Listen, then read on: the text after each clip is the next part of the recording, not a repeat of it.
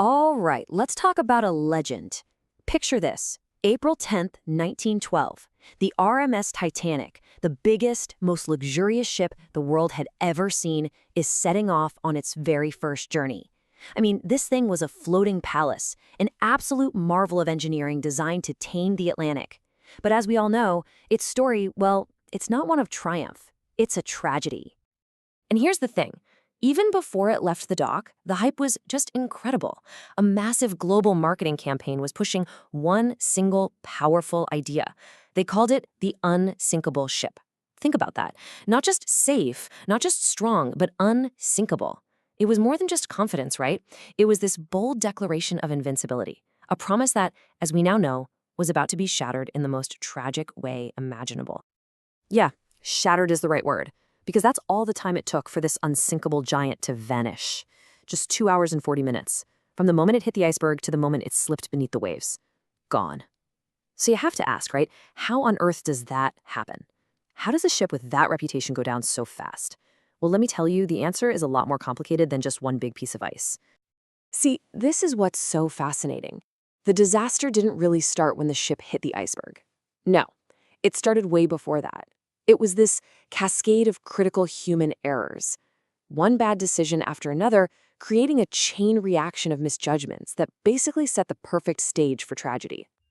So let's break it down. We're going to start with the first 3 mistakes, which honestly created their own perfect storm. Each mistake just piled on top of the last, pushing the ship faster and faster toward a danger that, well, they couldn't see and weren't listening for. So mistake number 1, reckless speed. Pure and simple. Now the captain, Edward Smith, he was no rookie. He had 40 years of experience under his belt. But he was under this huge pressure to get to New York early, to make a splash in the headlines. So driven by that pressure and, let's be honest, probably a little too much faith in his unsinkable ship, he was pushing the Titanic way too fast. They were literally racing through an area they knew was full of icebergs. And that brings us to mistake number 2. They were ignoring warnings. I'm not talking about 1 or 2 either. On that night, April 14th, the Titanic got 6, count 'em, 6, separate warnings from other ships about huge icebergs right in their path.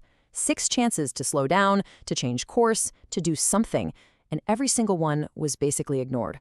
So you're probably wondering, why? Why was nobody listening? Well, it's pretty wild.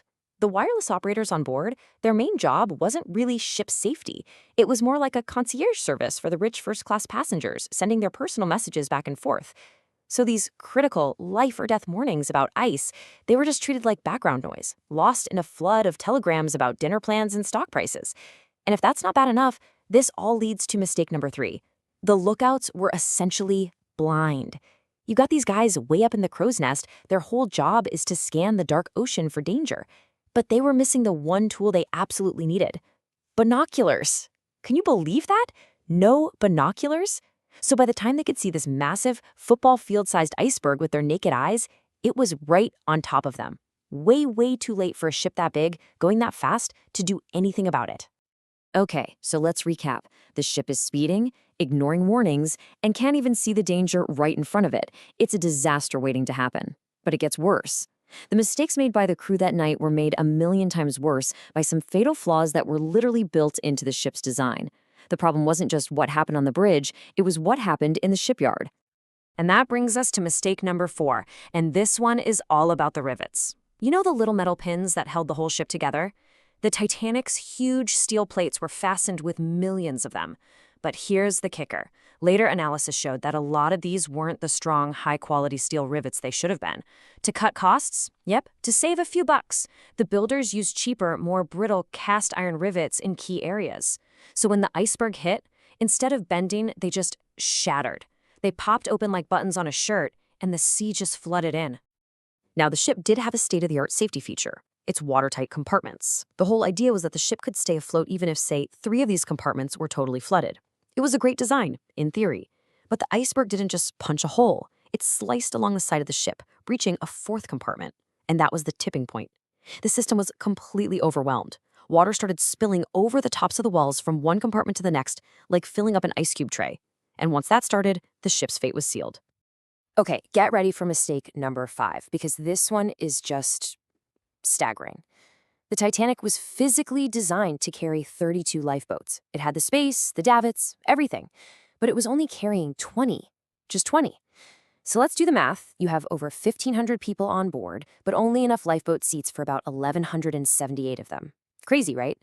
And the worst part is, it was technically legal at the time. The regulations were just that out of date. Legally fine, but tragically, fatally under-equipped for the reality of the situation. So now, just try to imagine the scene. The unsinkable ship is going down, the decks are tilting, and everyone is slowly realizing there aren't enough lifeboats to save them all. The situation just explodes into panic and chaos, and it's in this total confusion that we see the sixth and final fatal mistake. The evacuation itself was a complete disaster within the larger disaster. It was just total chaos. Lifeboats that were built to hold 65 people were being lowered into the water with only 20, maybe 30 people inside. I mean, half empty. There was a clear bias toward getting first-class passengers off first, and the whole process was so disorganized that even the precious few lifeboat spots they did have were wasted. Hundreds of people who could have and should have been saved were just left behind on a sinking ship. And when you add all these errors up, the human cost is just unbelievable. Over 1,500 people died that night. Only about 700 made it out alive. And the most heartbreaking part of all of this, it wasn't inevitable. Not at all. This catastrophic loss of life was a direct result of these 6 preventable mistakes. So let's just walk through those final moments. The first lifeboat doesn't even get launched until 12:45 a.m. That's a whole hour after the ship hit the iceberg. An hour of confusion and delay. Then at 2:18 a.m., the lights on the ship flicker and then go out for good. The power's gone. And just 2 minutes after that, the unsinkable Titanic snaps in half and disappears forever into the freezing black ocean. And for anyone who ended up in that water, well, there was simply no hope. The ocean temperature that night was a brutal -2 degrees Celsius. That's below freezing. In water that cold, you have maybe 30 minutes, if you're lucky, before hypothermia takes over. It was an impossible situation. So when you look back at it all, yes, an iceberg was the instrument that sank the Titanic. But it wasn't the real cause, was it? The real cause was a perfect storm of human error and arrogance. It was the pressure to be the fastest. It was the warnings that nobody listened to. It was the corners that were cut to save money. And most of all, it was this fatal, blinding belief that the ship was just too big, too grand to ever fail.